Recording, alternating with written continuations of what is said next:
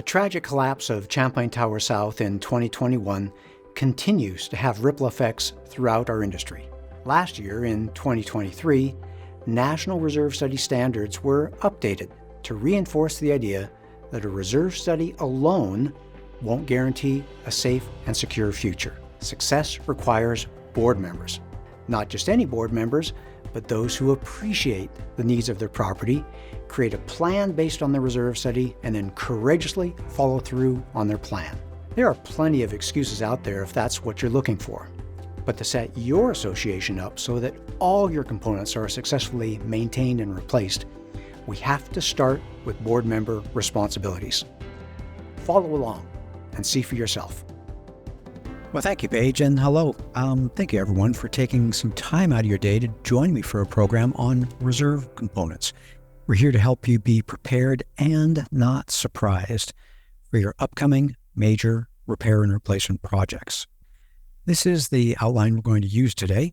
Before we dive into the answer to the question of which components should appear in your reserve study and why, I'm going to take a few moments to lay a foundation of why anyone should care. Otherwise, the whole idea of getting the right projects listed in your reserve study is just an answer to a trivia question. It doesn't really matter in the big picture. So, in that big picture, reserve studies are just one of the three ways you care for your building. I'm here to talk about reserve studies today, but they don't exist in a vacuum.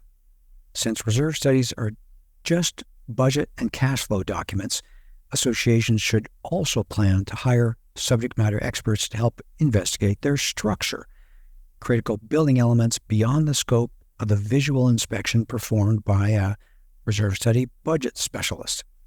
And it's also important to stay on top of ongoing maintenance. While the field of reserve studies is preparing for major common area repair and replacement projects, it's all those little maintenance projects throughout the year that keep the property looking sharp and extend the time in between all those major repair and replacement projects. So reserve studies by themselves aren't the only thing you should be doing to care for your property. Reserve studies are only one piece, and they fit together nicely with significant infrastructure reports and ongoing maintenance. Reserve projects are those major predictable projects that are done to keep the property in good condition, preventing other problems. You can see that this rooftop boiler is rusting through, and when that boiler fails, it's going to create a big problem for this association. No hot water. And this tennis court has a major crack right down the middle. You don't want to invite problems when creating trip and fall hazards when something that's supposed to be fun. And this is the back side up on the roof, the central roof area of a building. They were painted the year prior, and the roofer just plain forgot to paint this area. And so they're going to have some real carpentry problems here because all this wood is now just fading and fraying and deteriorating. It has no protection from the elements from the paint. So most reserve projects prevent larger problems, and some of them are just cosmetic problems. Cosmetic problems like the pool area furniture that's here clearly seen better days, and the cosmetic issue of too much caulking here, painting right over dry rot, and yet leaving gaps that may turn out to actually be more physical problems. And doing projects on time provides the funds so you can do property care projects on schedule, minimizing the significant decay that creates and invites structural concerns. Notice here that they've supported this garage column, but they still have significant cracking. And they still have significant cracking underneath these two balcony areas. And not just these two balconies, easy to look at with your eye, but you can see it on upper levels also. So when you're caring for your property, you're taking care of things and preventing bigger problems from occurring. And just by the nature of how many people we have here in the webinar, I know some of you came in thinking that reserve planning might not be necessary because of your legitimate life experience, that the major projects that you come across have all been solved by insurance. Fire, flood, earthquake, things like that. And that's fine. That's your experience. Or you may have come in thinking that any wrong decisions you've made will be covered by your D&O insurance, but it just doesn't work that way. And that's because insurance is for accidents, for unpredictable expenses. Ongoing deterioration is not an accident. There's no triggering event that causes ongoing deterioration. It's just a normal part of life, things going from new to old. Now, insurance may actually force your hand to perform some reserve projects. Sometimes your insurance carrier may require safety updates due to code to maybe prevent an accident from happening. Like on the left, you see balcony or stairwell railing spacing.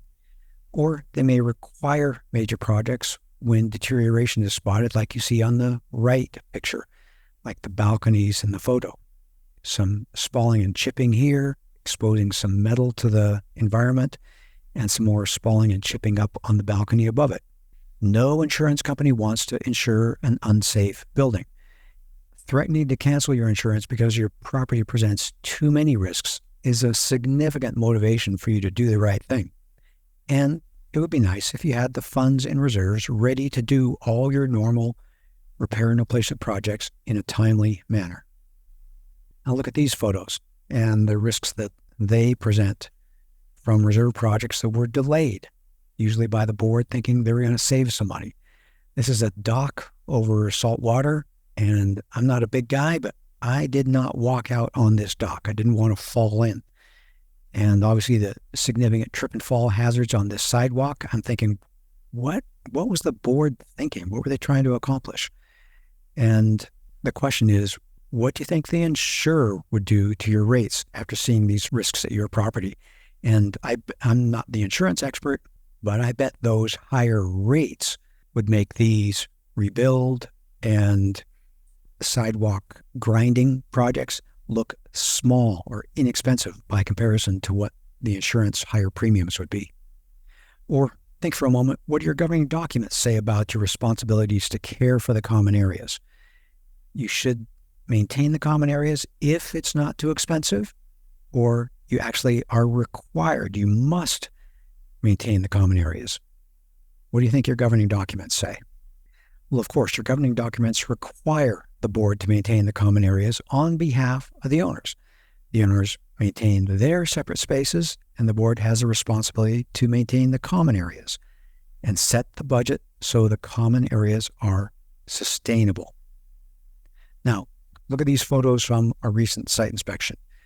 You see an old roof, you see broken down fencing, you see crumbling asphalt, you see unsightly and dented siding, and unsightly mildew on the siding. What's your impression of how well this board is doing caring for their property?